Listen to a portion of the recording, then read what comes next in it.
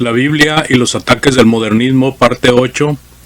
Continuamos con la sección 2 en el punto número 3. El Dios de la Biblia es inconsistente e injusto.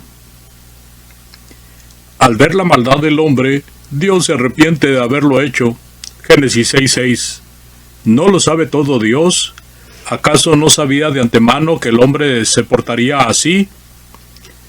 Para ser consistentes con la enseñanza bíblica, tenemos que confesar que Dios sabía que el hombre sería malo antes de crearlo. Si ya lo sabía, y de todos modos insistió en crearlo, ¿por qué se arrepiente de haberlo hecho y quiere destruirlo? Si conocía el fin, ¿para qué lo creó? ¿Qué beneficio hubo en que Dios creara lo que más tarde llegó a ser un fracaso? Crear para luego destruir.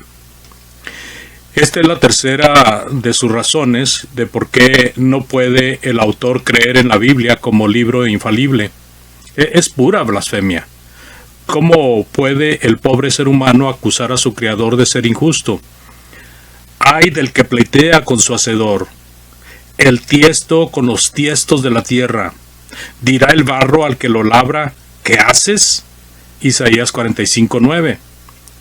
Condenará a toda lengua que se levante contra ti en juicio. Isaías 54:17.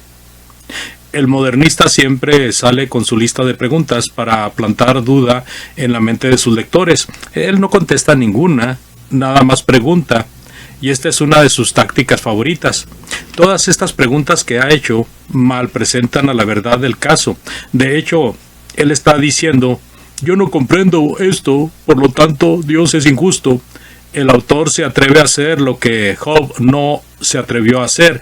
En todo esto, no pecó Job ni profirió palabras insensatas contra Dios, dice Job 1:22. La persona sensata haría otra clase de preguntas. ¿Por qué hizo Dios tanta provisión para el bien del hombre? Para su salvación. ¿Por qué no se arrepintió el hombre durante los 120 años de la misericordia de Dios manifestada en la predicación de Noé, pregonero de justicia? Ahora contestaremos las preguntas del autor según el orden en que las presenta. Todo lo puede saber Dios, pero las escrituras dicen que hay cosas que no le vienen al pensamiento. Jeremías 19:5. No obstante, la presciencia de Dios le capacitó para saberlo. Sí, correcto. Esta pregunta alude a Génesis 6:6 y el uso que el autor hace de la frase se arrepintió. Esto muestra que no entiende el uso bíblico de esta frase. La palabra arrepentirse significa cambio de mente. Lo que cause este cambio es otro tema distinto. Hay textos que dicen que Dios se arrepintió. Deuteronomio 32:36, Salmos 90:13, Jeremías 18:8, etc. Hay textos que dicen que no se arrepiente. Números 23:19, 1 Samuel 15:29, Salmos 110:4, Jeremías 4:28, etc. A veces, cuando dicen las escrituras que Dios se arrepintió, la palabra se usa en el sentido antropomorfo. Esto significa forma de hombre, es decir, se le atribuyen a la divinidad características humanas. En Génesis 6:6, la frase no quiere decir que sintió Dios que las cosas resultaran de manera no esperada. En ningún sentido significa, como lo expresa el resto del versículo, que le dolió a Dios que el hombre se volviera tan depravado. Esta frase aquí describe pues la reacción divina a la condición depravada del hombre. Dios, siendo amor, primera de Juan 4:8, siente hondamente los pecados de sus criaturas. ¿No es así con todo Padre amoroso? Pero con decir la Biblia que yo Jehová no cambio, Malaquías 3:6, y que en el cual no hay mudanza ni sombra de variación, Santiago 1:17, en cuanto a sus propósitos y su carácter, la Biblia afirma repetidamente que Dios no se arrepiente. Dios no es hombre para que mienta, ni hijo de hombre para que se arrepienta. Número 23:19. En todo caso, sin excepción alguna, en que se dice que Dios se arrepintió, es decir, cambió su curso de acción, no sus principios. Primero, ¿hizo el hombre algún cambio?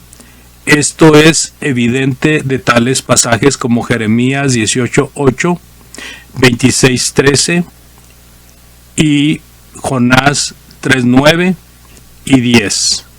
Considérese el contexto, cosa que el falso maestro y todo modernista en particular rehúsa hacer. Pero todo texto bíblico referente a cosas o situaciones en que el hombre no jugaba papel afirma que Dios no se arrepiente, nunca cambia su curso de acción, nunca cambia su promesa. Por ejemplo, véase Salmo 110:4, el establecimiento del sacerdocio de Jesucristo no podía depender en nada en la voluntad o acciones del hombre. Por eso Dios no se iba a arrepentir, sino que llevaría a cabo su propósito. Jehová no se arrepentirá y no lo hizo. Contestamos con una pregunta nuestra: ¿por qué no criarlo bajo esas circunstancias? ¿Para qué criarlo? Es declarado en Génesis 1:26. Además, enseguida dice la Biblia que bendijo Dios al varón y a la hembra, y cuando después pecaron, les dio enseguida una promesa de salvación. Génesis 3:15. Ya estaba en la mente de Dios bendecir así al hombre caído. Efesios 3:11. Primera de Pedro 1:20, Tito 1:2. Este es el cuadro de un Dios tan amoroso y abnegado que pinta la Biblia, pero el modernista pinta al propio suyo, según su imaginación envanecida. ¿Cómo fracasó? Esto lo supone el modernista, no lo prueba. Esto lo asevera, pero la Biblia no revela tal cosa. Dios quiso hacer al hombre conforme a nuestra imagen. Así lo hizo, a su imagen. Hecho así, era capaz de ejercer su propia mente. La ejerció al creer al diablo, sufrió la consecuencia del pecado y Dios enseguida puso en marcha su plan de redención. El hombre fracasó, no Dios. El llegar a ser un fracaso no fue responsabilidad de Dios, sino del hombre. El autor mal representa a Dios y él es quien debería arrepentirse con ríos de lágrimas y pedirle perdón a Dios, que le ha amado tanto y que entregó a su propio Hijo por los pecadores frustrados y fracasados. Otra falsa representación: el autor confunde propósito con resultado. Dios no creó al hombre con el propósito de destruirlo, lo creó para que viviera para siempre.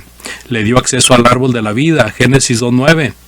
Del pecado del hombre resultó su separación de Dios. Génesis 2:17, Isaías 59:1-2. Pero Dios ha hecho posible de nuevo para el hombre el acceso al árbol de la vida. Apocalipsis 22:2. De este glorioso tema habla la Biblia desde el principio hasta el fin. ¿Cómo se atreve el hombre jactancioso, sabio en su propia opinión, Romanos 12:16, a representar mal a Dios de la Biblia? Dios ha deseado solamente el bien para el hombre y ha hecho todo lo posible para lograrlo. Y luego los ingratos, blasfemos en su extravío, le insultan. Los incrédulos se meten en terreno sagrado donde ni los ángeles se atreven a pisar. Estos blasfeman de cuantas cosas no conocen, según Judas 10. Niegan a Dios, el único soberano, versículo 4. El pueblo de Dios, un pueblo destructor y vengativo. Dios formó una nación destructora y vengativa. La manda a que mate aún a los niños y a las mujeres inocentes. 1 Samuel 15. Ahora, ¿quién es el injusto? ¿Dios o el autor? El autor muestra su profunda injusticia a través de su carta al representar mal a la verdad de los casos que él presenta. Parece que no tiene la capacidad de representar bien y justamente a la Biblia. Presenta medias verdades y tuerce los casos y omite partes, y todo esto con un fin premeditado, el de destruir la veracidad de las Sagradas Escrituras que le están condenando. ¿Juzgamos sus motivos? No. El árbol es conocido por sus frutos. Mateo 7:15 al 29. Él es un hombre bien docto en las escrituras, no las ignora. Además es hombre bien instruido en lo secular, pero ¿qué hace? ¿Investiga todos los hechos del caso bajo consideración para llegar a alguna conclusión justa? No. La suma de tu palabra es verdad. Salmo 119, 160. Pero a él no le interesa esa suma, sino solamente una porción que él pueda sacar de su contexto y luego hacer deducciones según sus presuposiciones. Negamos que Dios haya formado un pueblo destructor y vengativo. ¿Cuál prueba presenta el autor para demostrar su afirmación tan maligna? ¿Es toda destrucción mala? ¿Es vengativa? Todas las naciones castigan a los malos, por eso son naciones destructoras y vengativas. ¿Qué clase de lógica emplea este autor? Él cita generalmente a 1 Samuel 15, que narra la destrucción de los amalecitas, pero él omite las circunstancias del caso porque expondrían la conclusión tan malvada de su posición. ¿Por qué no citó el versículo 2? ¿Por qué no dijo a sus lectores que Dios le había dado 400 años para que se arrepintieran a los amalecitas? Génesis 15:16. ¿Por qué no dijo que su destrucción fue cosa de profecía de mucho tiempo, que fue basada en la maldad misma de los amalecitas? Deuteronomio 26:17 al 19. ¿Cómo debe el autor arrepentirse de su injusticia hacia la Biblia? Él deja la impresión con sus lectores de que Dios permitió a Israel destruir a otros caprichosamente. Es pura mentira. Dios sí hizo uso de Israel para castigar a pecadores endurecidos, pero Dios mismo los destruyó. La verdad es que los modernistas, los falsos testigos de Jehová y varios otros incrédulos no creen en el castigo, pero un día lo creerán. Afirma el autor que las mujeres de Amalek eran inocentes. ¿Lo prueba o nada más lo asevera? El modernista actúa a su propia conveniencia. Si le conviene aseverar algo, lo hace y espera que nadie le pida pruebas. ¿Cómo sabe que esas paganas eran inocentes? La Biblia dice: todos pecaron y están destituidos de la gloria de Dios. Romanos 3:23. En cuanto a los niños inocentes, basta recordar que a todos nos está establecido que muramos. Hebreos 9:27. Y esos niños no tuvieron que ser criados para llegar a ser paganos. Los inocentes de ellos reposan con Dios. No se les hizo ningún daño permanente, al contrario, su estado es millares de veces mejor que aquel terrenal en que estuvieron brevemente sobre la tierra. La destrucción de Amalek fue un acto de juicio de parte de Dios justo, de ese Dios de justicia. Se les mandó a los israelitas destruir a todo y no tomar botín. Israel no tuvo permiso de aprovechar nada de la ecuación en cuanto a lo material. Fue un acto de justicia, no de venganza. ¿Acaso cree el autor que cuando el gobierno del país ejecuta justicia contra el asesino que se está vengando de él? Claro que no. Él y todos entendemos que es un acto de justicia, pero el injusto autor acusa a Dios de injusticia. Le sugerimos que lea pasajes tales como Éxodo 23:9, Levíticos 19:34, también 19:18, también 23:4 y 5, ya que representa mal a Dios, a su ley y hacia el pueblo, los israelitas que vivían bajo esa ley. La venganza es de Dios y no de su pueblo. Deuteronomio 32:35, Romanos 12:17, también versículos 19, 20 y 21. La venganza de Dios es castigo de malhechores no arrepentidos. Salmos 149:7. El de la carta: y quitarles a otros pueblos sus tierras. ¿Por qué no hemos denunciado a los invasores en nuestros días? ¿No alzamos nuestras voces contra tales naciones como Alemania bajo Adolfo Hitler y Francia bajo Napoleón Bonaparte por sus actos agresivos contra las demás naciones? ¿Por qué? Pregunta el autor. Él sabe por qué. Dios castigó a naciones enteras, inclusive a su propia nación, Israel. Ahora que nos diga cuál nación justa sufrió destierro de parte de Dios, díganos. Sería bueno que él recordara que Dios, en lugar de actuar como Hitler y Napoleón, rehúsa destruir a naciones malas por amor a los buenos que hay en ellas. Génesis 18:32. ¿Y quién no sabe del caso de Nínive? Dice Jonás 4:11. El versículo con que termina el libro: y no tendré yo piedad de Nínive, aquella gran ciudad donde hay más de 120,000 personas que no saben discernir entre su mano derecha y su mano izquierda, y muchos animales. ¿Tenían Hitler y Napoleón tal actitud hacia los otros? ¿Cómo representa mal al Dios de la Biblia al comparar este autor a Dios con tales hombres perversos? No tiene ningún temor de Dios. En los días de Israel no había lugar en la tierra para todos. No había tierras inhabitadas a donde podía Dios haber guiado a Israel. Sí, había tierra para todos, pero su pregunta no toca la cuestión ni de lejos. No fue cuestión de que faltara tierra en que morar Israel. Nadie leyendo la Biblia con mente abierta y sin prejuicios creería que tal haya sido la cuestión bajo consideración. En ninguna manera. Fue cuestión de castigar Dios a naciones idólatras. Sus tierras estaban contaminadas. Levítico 18, 24 al 30. Y por eso visitó Dios su maldad sobre ellos. No tiene el autor una poca de dependencia.